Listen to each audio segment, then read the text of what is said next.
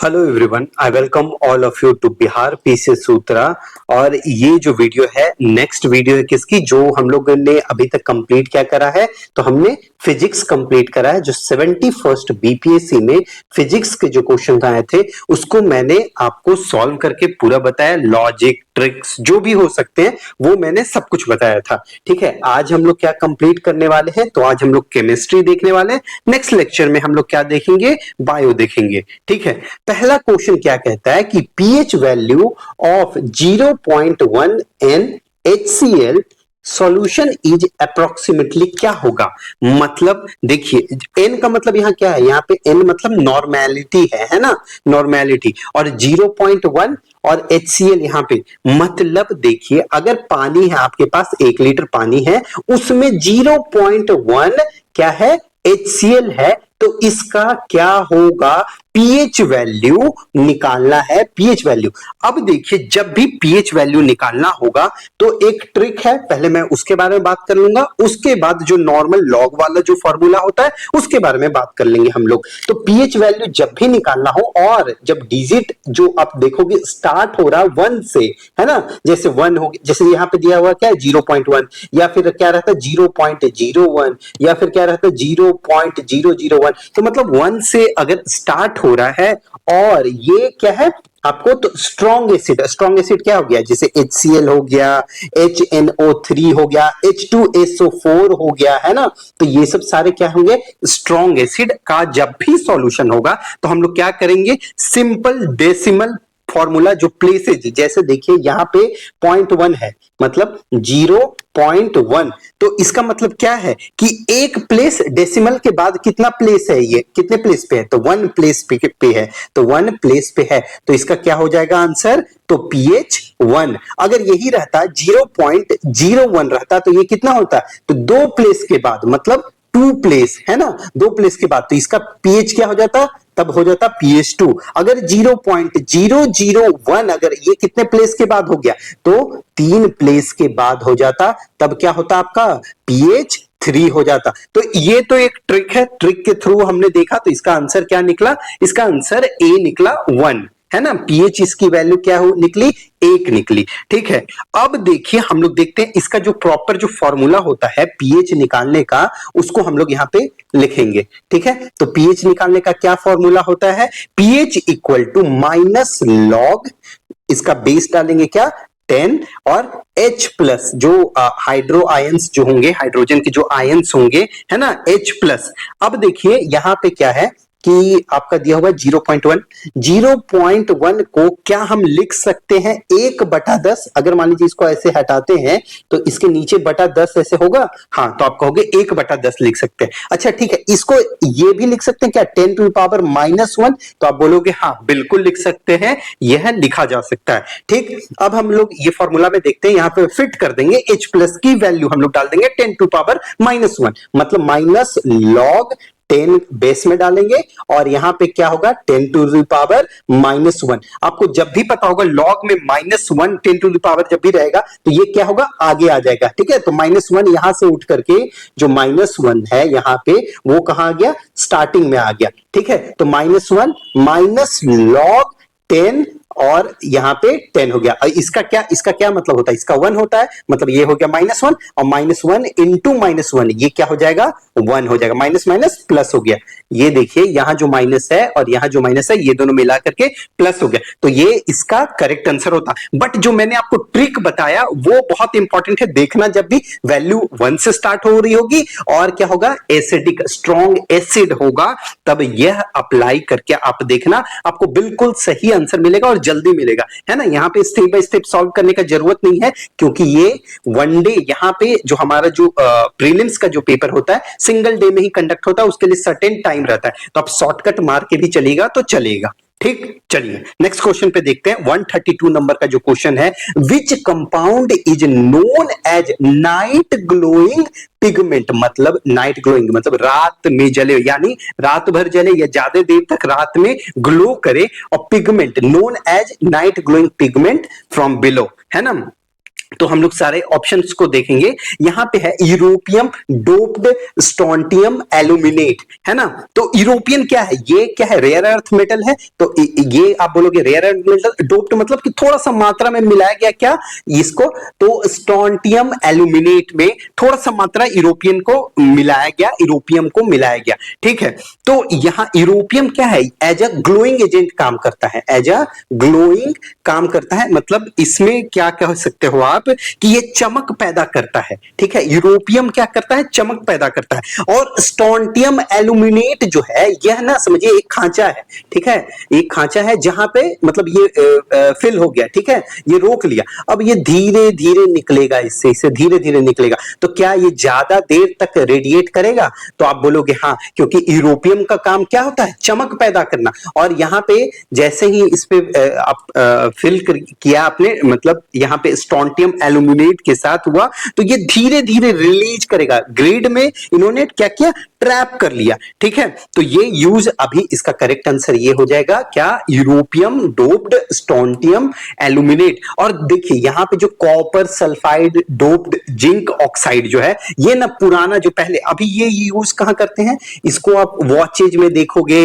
या फिर आप नाइट लैंप में देखोगे तो किसका यूज किया जाएगा, तो यूरोपियम डोप्ड स्ट्रोंटियम एल्यूमिनेट का यूज किया जाएगा, ठीक। बट पहले क्या होता था कि कॉपर सल्फेट, यहां पे दिख रहा है आपको, कॉपर सल्फेट डोप्ड जो है जिंक ऑक्साइड, ये ना पुराने जो पहले के खिलौने होते थे, जो 90s के टाइम में जो चमक जो देता था ना कि थोड़ी देर, ये देखिए इसका ड्यूरेशन होगा अराउंड 10 to 12 आवर तक, ठीक है, ये ग्लो करेगा। और ये 20 से 30 मिनट, है ना। तो ये पहले की टेक्नोलॉजी है, पुरानी टेक्नोलॉजी है, तो इसलिए यहाँ पे नहीं है। नाइट ग्लोइंग मतलब रात भर जो पिगमेंट जो ग्लो करे उस टाइप का, तो इसका करेक्ट आंसर ये होगा। और barium sulphate doped carbon copper carbonate, इसका मतलब क्या हो गया कि आप जब भी फायर क्रैकर देखते हो, फायर क्रैकर आप देखिए, बेरियम से याद रखना, बेरियम सल्फेट जब भी देखोगे तो फायर क्रैकर में अलग अलग कलर का रंग जो देखते हो ना, जो निकलता है, जैसे अनार जलाते हो या और भी पटाखे आप जलाते हो, तो उसमें क्या देखते हो कि अलग अलग कलर्स होते हैं, ग्रीन ब्लू,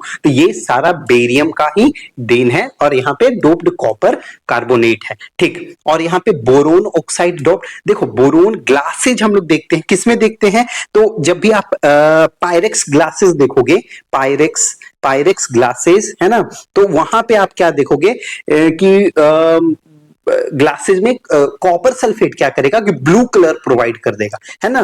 तो पायरेक्स ग्लासेस जो होंगे या सेरेमिक जो ग्लासेस होंगी, सेरेमिक्स होंगी, तो उसमें क्या करेगा, ये कलर प्रोवाइड कर देगा, कौन, कॉपर सल्फेट। कॉपर सल्फेट का क्या काम रहता है, ब्लू कलर प्रोवाइड करना, ब्लू कलर याद रखना, इससे ब्लू कलर, ठीक। ब्लू कलर के लिए क्या करोगे आप, कॉपर सल्फेट करोगे। और बोरोन ऑक्साइड क्या होगा आपका, वही पायरेक्स ग्लासेस। चलिए ठीक है, तो इसका करेक्ट आंसर क्या था, europium doped strontium aluminate is the correct answer for this question, ठीक। नेक्स्ट हम लोग देखेंगे कि which material is used for smart film. अब देखिए स्मार्ट फिल्म तो हम लोग हर जगह देखते हैं, अभी हमारा जो अभी मैं ये वीडियो बना रहा हूं इसके स्क्रीन पे भी लगा हुआ है क्या, स्मार्ट फिल्म। या जो आप जिस फोन में देख रहे हो वहां पे भी क्या लगा हुआ है, स्मार्ट फिल्म लगा हुआ है। या फिर आज आप देखोगे विंडोज, बहुत सारा ऐसा होता है ना कि आपको दिखेगा ट्रांसपेरेंट विंडो दिखेगा और एक क्लिक कर देगा उसके बाद वो ब्लर्ड दिखने लगेगा, मतलब आप एक साइड से दूसरे साइड नहीं देख पाओगे।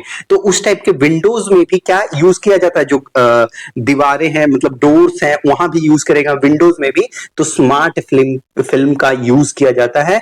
ये क्या होता है कि आईटीओ से याद रखना ऐसे, ठीक है, आईटीओ इनकम टैक्स ऑफिसर नहीं, इंडियम टीन ऑक्साइड, ये काम क्या करता है, देखिए जैसे ये क्वेश्चन आता, अगर आपको नहीं भी पता होता तो स्मार्ट फिल्म है तो आपको पहला चीज की इसके लिए क्या होता है कि ट्रांसपेरेंट होना चाहिए, मतलब ट्रांसपेरेंसी। फोन जैसे आप चला रहे हो तो उसके पीछे जो आपके ग्लास के पीछे जो लगा हुआ है वो क्या है कि इंडियम टीन ऑक्साइड लगा हुआ है, जो कि ट्रांसपेरेंट भी है, ट्रांसपेरेंट, और क्या है उसमें मतलब कंडक्टिविटी होना चाहिए। इंसुलेटर होगा तो काम चलेगा नहीं, आपका टच काम करेगा फोन का नहीं, तो कंडक्टिविटी भी होना चाहिए, कंडक्टिव होना चाहिए, है ना, मतलब कंडक्टिव होना चाहिए, ठीक है। तो मान लीजिए जैसे यहाँ पे है, देखिए एक सेकेंड, इंडियम टीन ऑक्साइड, ये तो आप समझ गए कि यूज करते हैं किसमें, तो स्मार्ट फिल्म में। आईटीओ, ऐसे आईटीओ ऑफिसर से भी आप याद कर सकते हो अगर चाहो तो। लेकिन इंडियम टीन ऑक्साइड। अब देखिए यहाँ पे आप एलिमिनेट कर सकते थे क्या, कैल्शियम कार्बोनेट। आप जो स्कूल में जो चौक है वो जो यूज करते हो वो क्या है, कैल्शियम कार्बोनेट है ना। जिंक, जिंक क्या है यहाँ पे, जिंक क्लोराइड है। जिंक क्लोराइड का मतलब क्या हो गया, सॉल्ट हो गया। क्या सॉल्ट डाल सकते हो, नमी ऐसे ही पकड़ लेगा, ये खत्म हो जाएगी कहानी। सिलिका, सिलिका मतलब ये सैंड से बना होता है। जो आप क्वार्ट्ज जो घड़ी में देखते हो, क्वार्ट्ज जो घड़ी में देखते हो वो क्या होता है, एक सिलिका का ही फॉर्म होता है ना, सिलिका से ही बना होता है क्वार्ट्ज, ठीक है। और ये ना इंसुलेटर भी होता है, तो इंसुलेटर हो गया, ये भी क्या हो गया आपका इंसुलेटर। ये तो नमक ही हो गया, ये सॉल्ट हो गया। तो तीनों ऑप्शन आप कट कर सकते थे, डायरेक्ट इंडियम टीन ऑक्साइड पे आप पहुंच सकते थे स्मार्ट फिल्म के लिए। क्या यूज होता है, तो इंडियम टीन ऑक्साइड। चलिए next option, question 134 number, which metal compound is used, है ना, फॉर ट्रीटमेंट ऑफ, यहां पे कार की नोमा, है ना, कार की नोमा में कौन सा, तो मतलब इसका मतलब पहले समझिए कि कार की नोमा किसको कहते हैं, इसका मतलब होता है कैंसर। तो कैंसर में कौन सा कंपाउंड यूज किया जाता है, प्लैटिनम, क्रोमियम, आयरन, क्लोरीन। तो आप देखोगे क्लोरीन तो नहीं करेंगे, तो आप सीधे कट करोगे। ये कहां करते हैं, तो आप देखोगे स्विमिंग पूल में, ये सब में डिसइंफेक्टेंट में यूज किया जाता है, कहां किसको, तो क्लोरीन को। आयरन, ये तो होमोग्लोबिन से रिलेटेड है ना, तो ये भी आपका नहीं होगा, ठीक है, आयरन भी नहीं होगा। उसके बाद जब आपने देखा यहाँ पे क्रोमियम, तो ये क्रोमियम क्या करता है, शुगर को कंट्रोल करता है, ना कि ट्रीटमेंट करता है। इससे उल्टा हो जाएगा आपको, मतलब कैंसर हो सकता है भले, लेकिन इससे ठीक नहीं होगा। ये शुगर को कंट्रोल करने में हेल्प करता है, कौन, क्रोमियम, ठीक है। नेक्स्ट क्या है यहाँ पे, प्लैटिनम, ये हो गया करेक्ट आंसर। प्लैटिनम में होता है ना एक कंपाउंड होता है, उसका नाम क्या है, किस प्लेटीन, ठीक है। यह क्या करता है, यह जाकर के ना लॉक कर देता है जो डीएनए। कैंसर में क्या होता है कि सेल है ना रैपिड आपका डिवाइड करने लगता है, तो उसको ना वो आगे डिवाइड नहीं कर पाए, डीएनए से जुड़ करके उसको लॉक कर देता है। अब जब लॉक कर दिया तो रैपिड डिवाइड नहीं हो पाएगा, तो यहां ये काम कर जाएगा किसमें, ट्रीटमेंट ऑफ कैंसर। ये देखिए ये कैंसर है, कार्सिनोमा है ना, इसका मतलब कैंसर। तो यहां करेक्ट आंसर क्या हो जाएगा, कार्सिनोमा, मतलब यहां कैंसर लिख देता हूं, ठीक है, और प्लैटिनम। चलिए ठीक है, ये तो आपको बता दिया कि स्विमिंग पूल, हेमोग्लोबिन, और कंट्रोल करेगा शुगर को, शुगर कंट्रोल, ठीक है, लिख देता हूं, शुगर कंट्रोल, हेमोग्लोबिन, ये कहां होगा आपका, डिसइंफेक्टेंट। चलिए स्विमिंग पूल में। नेक्स्ट क्वेश्चन पे हम लोग देखते हैं, नेक्स्ट क्वेश्चन हमारा क्या कहता है। हाँ, तो क्वेश्चन नंबर 135 देखेंगे, विच compound is used in contraceptive pills. Contraceptive पिल, जो गर्भ निरोधक जो पिल्स होती हैं, उसमें कौन सा कंपाउंड यूज किया जाता है, ये क्वेश्चन था। तो आप वहां पे कोलिकैल्सिफेरॉल, ये आप सीधे कट कर देते, और क्या सिट्रीजिन आप कट कर देते। क्यों, क्योंकि सिट्रीजिन को पता है कि एंटी एलर्जिक है, मतलब आपको अगर ठंड है, छींक आ रही है, तो आप क्या कहते हो कि जाकर के 2 सिट्रीजिन के पत्ते खा लेते हो, या 2-3 टैबलेट्स आप खा लेते हो सिट्रीजिन के, ठीक है। और यहाँ पे क्या होता है कि कोलिकैल्सिफेरॉल, ये कौन सा है, तो विटामिन D3, जो कि हमारी ह्यूमंस की बॉडी खुद क्या प्रोड्यूस करती है। और विटामिन D2 रहता, तो विटामिन D2, तो इसको क्या बोलते हैं, इर्गो कैल्सिफेरॉल, इर्गो कैल्सिफेरॉल, ठीक है, इसको बोलते हैं D2 को। ये प्लांट्स में पाया जाता है, ये प्लांट्स मोस्टली मतलब मशरूम ये सब में आपको मिलेगा, है ना। इर्गो कैल्सिफेरॉल प्लांट इसका सोर्स होता है, लेकिन ये ह्यूमन बॉडी खुद प्रोड्यूस करती क्या,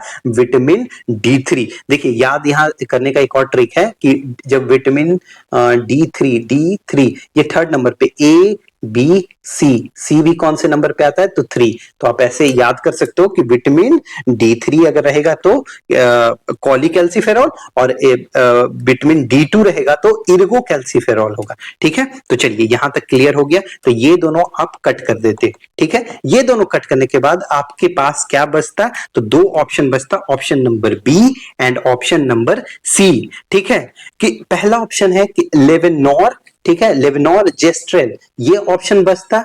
और दूसरा ऑप्शन क्या बचता आपके पास, वनेला फ्लेक्सीन, ठीक है। तो रेलेना फ्लेक्सीन जो बनता आपके पास, ये क्या है कि वेनिला फ्लेक्सीन क्या होता है कि आप जब भी डिप्रेशन में होते हो तो एंटी डिप्रेशन जो पिल्स जो चलाई जाती हैं, डिप्रेशन जो पिल्स जो चलाई जाती हैं, तो उसमें यूज होता है कि मतलब तो ये भी कैंसिल हो जाता। और लेवनॉर जेस्ट्रेल जो ये जो दवा का नाम है ना, ये कंपाउंड का जो नाम है, ये कॉन्ट्रासेप्टिव में यूज किया जाता है। ये इसलिए ना, ये आर्टिफिशियल हार्मोन है, ठीक है। देखिए ये क्या है ना, आर्टिफिशियल हार्मोन है जो कि जो बॉडी में क्या क्या जनरेट करता है, नेचुरल हार्मोन क्या होता है, प्रोजेस्टेरोन होता है, ठीक है, उसको कम कर देता है, प्रोजेस्टेरोन का प्रोडक्शन को क्या करता है, डिक्रीज कर देता है। तो जब भी कोई लेडी अगर जब ये पिल खाती हैं तो क्या बॉडी सिग्नल भेजता है, मतलब किसको, ओवरी को, कि एग रिलीज ना करिए, है ना, एग का रिलीज नहीं करिए। तो एग रिलीज नहीं होगा मतलब फर्टिलाइजेशन नहीं होगा। तो फर्टिलाइजेशन जब नहीं होगा तो वो मतलब कॉन्ट्रासेप्टिव अपना काम कर गया, जो भी पिल्स है वो काम कर गया, ठीक है। तो इसका करेक्ट आंसर क्या होगा, लेवनॉर जेस्ट्रेल, ठीक। नेक्स्ट हम लोग देखते हैं।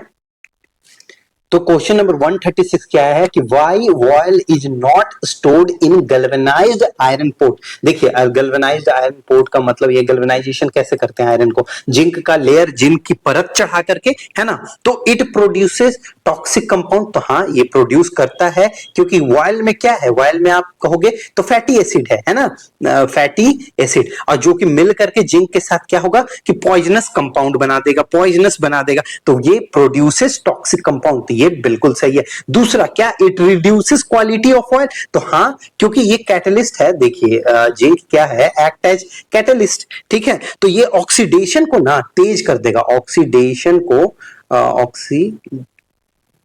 को तेज कर देगा, ठीक है, फास्ट कर देगा। तो उससे क्या हो जाएगा कि रैंसिडिटी आ जाएगा, तो क्वालिटी ऑफ जो ऑयल होगी उसको क्या करेगा, वो रिड्यूस, क्वालिटी घटा देगा, बेकार कर देगा, ठीक है। और कोरिजन ऑब्जर्व, हाँ देखा जाता है, तो इसलिए करेक्ट है। कोरिजन क्यों हो जाएगा, देखिए अगर मान लीजिए ये कैटलिस्ट है जो फास्ट कर दिया, ठीक है, रिएक्शन को फास्ट कर दिया, तेज कर दिया, और उसके बाद क्या होता है कि तेल में जो एसिड है, एसिड जिंक की लेयर को टॉक्सिक कंपाउंड बना देता है, जो बनाने में खर्च हो गया, ठीक है।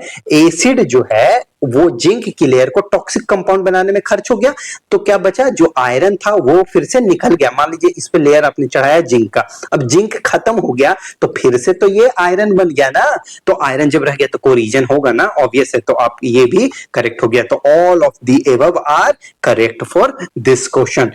नेक्स्ट क्वेश्चन क्या है, question number 137, which compound is used to increase the octane rating. जैसे ही आपने ऑक्टेन देखा, ऑक्टेन रेटिंग का मतलब आपको पेट्रोल याद आ गया होगा, है ना। घटना चक्र अगर किन्होंने भी बनाया होगा उनको पता होगा, ऑक्टेन और सीटेन। सीटेन जब आप देखोगे तो आप क्या कहोगे, डीजल से लिंक है ना, डीजल से लिंक्ड है। जब भी हम लोग को देखना है कि क्या पेट्रोल अच्छा है तो उसका ऑक्टेन रेटिंग हम लोग चेक करेंगे, ठीक है। और जब भी हम लोग देखेंगे कि डीजल क्या सही है तो उसका हम लोग सीटेन रेटिंग देखते हैं। यहां पे क्या, compound used in for octane rating increase करने के लिए ऑक्टेन का रेटिंग का कौन सा कंपाउंड यूज करते हैं, तो हम लोग कंपाउंड यूज करते हैं टेट्रा एथाइल लीड का यूज करते हैं हम लोग। तो ये घटना चक्र का क्वेश्चन था, ये आप टिक कर लो सीधे, टेट्रा इथाइल लीड। देखिए अगर मान लीजिए ये आपका सिलेंडर है, ठीक है, यहाँ पे आपका इंजन काम कर रहा है, ये क्या करता है कि पुश करता है, वहां पे क्या होता है, पिस्टल है, जो ये जो अभी देखा था आपने, ये पिस्टल इसको पुश करता है, यहाँ पे आपका एयर आएगा, प्लस में क्या, यहाँ से पेट्रोल आया, ठीक है, तो दोनों मिलाकर के पुश किए, इग्नाइट हुआ, पुश किए और ये नीचे गया। तो जैसे ही पिस्टल आपका नीचे गया और फिर यहाँ पे ऊपर आएगा, जब तक फिर यहाँ से पुश करेगा, ये प्रोसेस चलता है, तब पिस्टल प्रॉपर वर्क करता है, तब आपकी गाड़ी का इंजन रन करता है। तो यहाँ पे ना क्या हुआ कि ये अभी यहां से स्टार्ट हुआ, ठीक है, ये नीचे ही था कि फिर से इसको पुश कर दिया। आपकी गाड़ी में ऐसे धक धक का कभी कभी आवाज आता है, खट खट का आवाज आता है, उस टाइप का आवाज नहीं आता है कभी कभी बाइक में आपका, तो उससे क्या होता है कि इंजन पे भी असर पड़ता है और प्लस में आपका मतलब कि अनकंट्रोल कंबशन हो रहा है, जिसके कारण तो यहाँ पे ये एंटी नॉकिंग, नॉकिंग का आवाज आता है ना, धक धक खट खट उस टाइप का, तो एंटी नॉकिंग इसको लिख सकते हो, नॉकिंग एजेंट। ये कौन है? तो आपका टेट्रा एथाइल लीड, ये आपका correct answer for this question, question number 137, compound used to increase the octane number, तो टेट्रा एथाइल लीड का यूज करते हैं। चलिए यहां पे full form of PHBV, biodegradable polymer, देखिए यहां पे क्या कौन से बात किया गया, किस टाइप का पॉलीमर, तो बायोडिग्रेडेबल पॉलीमर की बात करी गई है। और PHBV बहुत फेमस पॉपुलर है, क्या है, तो इसका करेक्ट आंसर क्या होगा, ऑप्शन नंबर सी। इसमें क्या होता है ना कि जो बैक्टीरिया है ना, बैक्टीरिया एक्स्ट्रा जो रिसोर्स मतलब करें कि फूड जो स्टोर करता है उसी से बनता है, ये बैक्टीरिया से ही बनता है, और बैक्टीरिया ही इसको मतलब बाद में खत्म भी कर लेता है, खा के कंप्लीट भी कर लेता है, तो इसलिए ये बायोडिग्रेडेबल पॉलीमर है। जैसे जो प्लास्टिक होगा वो कितना आप रख दीजिए हजारों साल तक वो वैसे ही रहेगा, कुछ नहीं होगा, बट यहां जो पॉलीमर जो होगा, ये जो पॉलीमर होगा BHBV, वो क्या होगा कि आपका मैक्स टू मैक्स 6 महीना या 1 साल में पूरा खत्म हो जाएगा। तो ये याद कर लीजिए, ये इंपॉर्टेंट भी है, कहीं भी आप डाल भी सकते हैं एज एग्जांपल। और दूसरा देखिए यहाँ ट्रिक क्या था कि जब यहाँ पॉलीमर दिया हुआ है, पॉलीमर क्या होता है कि बहुत सारे एसिड का मतलब यहाँ पे मिक्सचर से बना होगा, ठीक है, लेकिन वो क्या एसिड रहेगा लास्ट में, नहीं। तो जब पॉलीमर यहाँ बन चुका है तो यहाँ पे एसिड नाम के पीछे आ रहा है, एसिड आ रहा है, तो ये कट कर दीजिए, ठीक है। और मोस्टली जो पॉलीमर होता है उसका जो प्रीफिक्स जो लगता है वो क्या लगता है, पॉली लगता है, ठीक है, तो पॉली से ही स्टार्ट होगा, तो यहाँ मतलब ये तो कट ही हो गया, यहाँ पॉली से स्टार्ट था, तो लेकिन इसका करेक्ट आंसर क्या होगा, poly 3 hydroxy butyrate CO3 hydroxy valerate, ये आपका कंप्लीट आंसर इसका होगा। चलिए ठीक है, नेक्स्ट क्वेश्चन पे हम लोग देखते हैं, ये ऑप्शन नंबर सी था इसका करेक्ट आंसर। चलिए ठीक है, यहां से आ गया आपका बायो, ये हम लोग नेक्स्ट लेक्चर में देखेंगे। तो thank you so much for listening and watching Bihar PCS Sutra.